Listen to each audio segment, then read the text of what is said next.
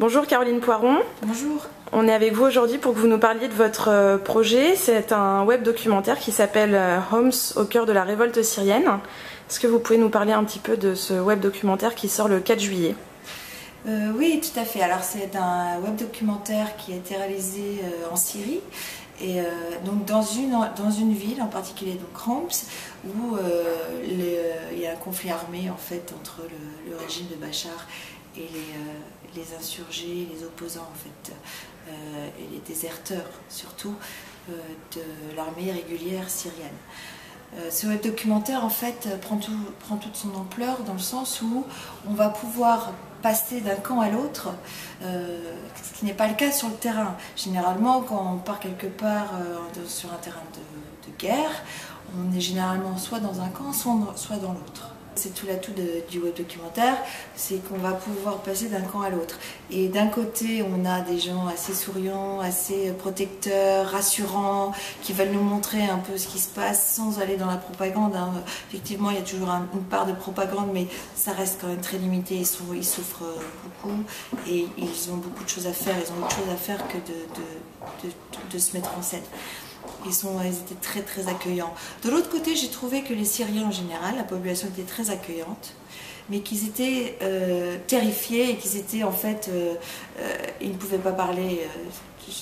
Ou sinon, on avait des gens qui venaient, qui me chuchotaient à l'oreille, mais des gens très très sympas quand même, accueillants, mais effectivement, dès que je posais des questions ou je me rapprochais des Chapiras ou des Moukabarat ou de l'armée régulière, là très vite il y avait une interdiction de filmer, même si on avait les autorisations. Les nouvelles écritures nous permettent vraiment de nous immerger dans un univers, dans un monde qui n'est généralement pas le nôtre ou qu'on n'a pas accès.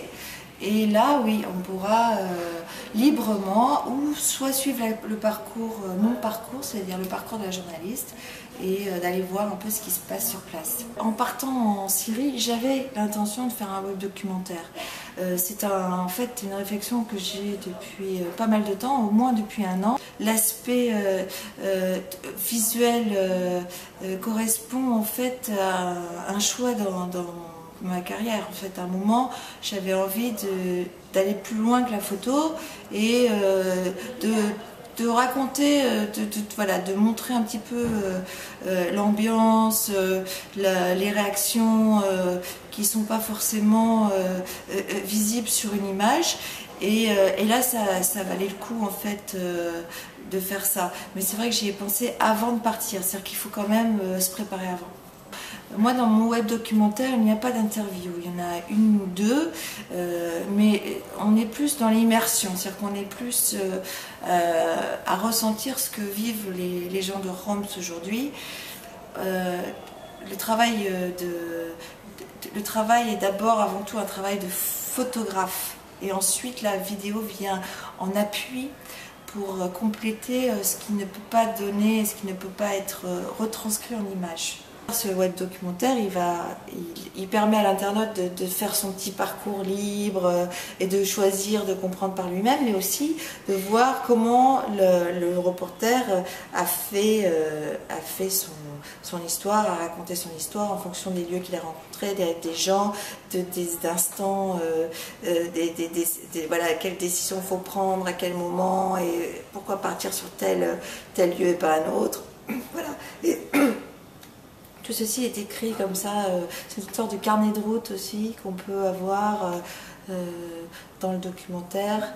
Tu nous proposes de faire le chemin que tu as fait toi en décembre 2011 et de faire les mêmes choix que toi ou pas finalement à l'époque où tu tournais, quoi. Oui, j'ai décidé de montrer un peu mon parcours.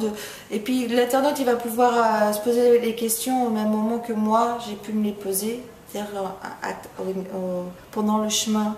Et puis il y a du son, il y a de l'interactivité, il y a des nouvelles écritures, on part sur une photo, après on revient sur une vidéo, on revient, enfin tout est nouveau, il n'y a pas de format précis, tout est possible. Donc enfin, j'espère que ça sera un projet enfin, voilà, qui sera vu par un certain nombre, puis qui sera aussi, qu'il y aura des remarques, des critiques. Ça aussi, c'est bien, c'est d'avoir voilà, le retour des internautes, voir comment ils sont passés d'un endroit à un autre, comment ils ont vécu, en fait, l'immersion totale. C'est en fait un témoignage de ce que peut vivre un journaliste sur le terrain. Effectivement, là, pour le coup, ça s'est un peu arrêté d'un coup parce qu'il y a eu ce jour dramatique où mon compagnon Gilles Jacquet est tombé, a été fauché par un obus, des éclats de mortier ou de bombes sonores, je précise. Mais effectivement, c'est un témoignage, voilà, il faut témoigner, il faut aller sur ces terrains-là, même s'il y a des risques, on prend des risques. Gilles aurait aimé témoigner, moi j'aurais aimé, si ça avait été moi qui était parti, j'aurais aimé qu'il témoigne d'une façon ou d'une autre sur ce conflit, parce qu'il y a vraiment beaucoup de choses à faire. Il y a énormément de vidéos sur Internet, mais on ne voit pas grand-chose de la part de la presse en général. Tout est ça y est, Bachar el-Assad nous a fait fuir et nous a interdit de venir filmer, de témoigner, mais il faut continuer, même si les risques sont grands.